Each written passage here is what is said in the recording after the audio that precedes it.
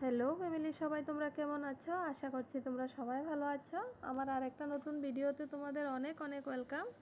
আমি বানাচ্ছি আম আর পনির দিয়ে সন্দেশ। তো চলো কিভাবে বানিয়েছি তোমাদের সাথেও শেয়ার করে দিই। আমি এখানটায় 5টা আম নিয়ে নিয়েছি, মিষ্টি দেখে নিয়েছি আমগুলো।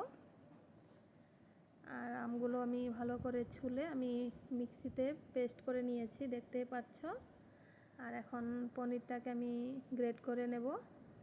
এখানটায় আমার আধা কেজি পনির আছে। আর তোমরা কে কোথায় থেকে আমার ভিডিওগুলো দেখছো কমেন্টে জানিও। আর আমার ভিডিওগুলো যদি তোমাদের পছন্দ হয় তাহলে আমার পেজটাকে ফলো করে দিও। আর ভিডিওগুলো যদি তোমাদের ভালো লাগে তাহলে বেশি বেশি করে শেয়ার করে দিও। তো দেখো আমার সবগুলো পনির গ্রেট করা হয়ে গিয়েছে। এখন ভালো করে হাত দিয়ে আমি চটকে নেব, একদম স্মুথ বানিয়ে নেব এগুলো। আর এভাবে একবার ট্রাই করে দেখো, ভীষণ টেস্ট হয় খেতে।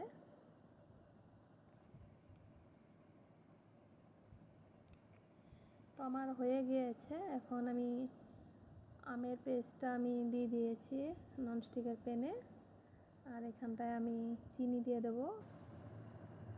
আমি হাফ কাপ করে দুবার দিয়েছি চিনি, মানে 1 কাপ দিয়েছি।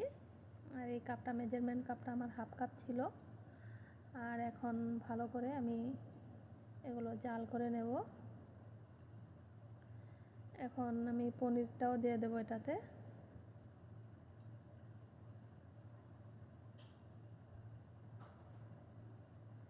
আর অনবরত নাড়তে থাকতে লাগবে এটা, নাহলে তলাতে লেগে যাবে। তাই ননস্টিকের প্যান নেবে তোমরা।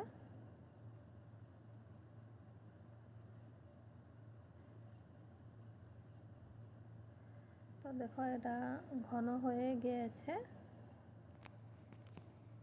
আর এটা অল্প টাইম নিয়ে করতে হয়।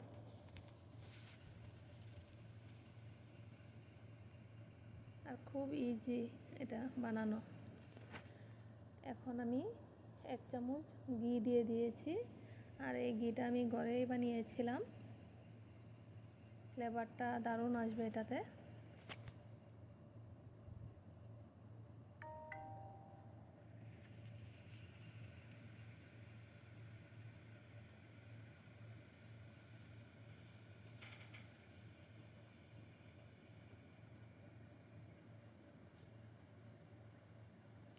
তো দেখো আমার নাড়তে নাড়তে এটা হয়ে গিয়েছে প্রায়।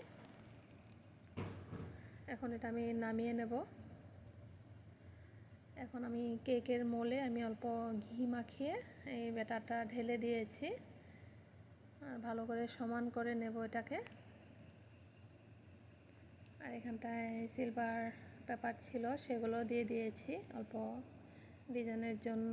এটা অপশনাল, তোমরা দিলেও পারো না দিলেও পারো, কিন্তু আমার কাছে ছিল তাই আমি দিয়ে দিয়েছি অল্প। আর এটা অল্প ফ্রিজে সেট হতে রেখে দেব।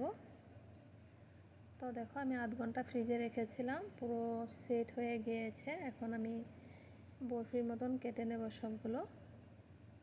আর খেতে দারুণ হয়, একবার ট্রাই করে দেখো তোমরা।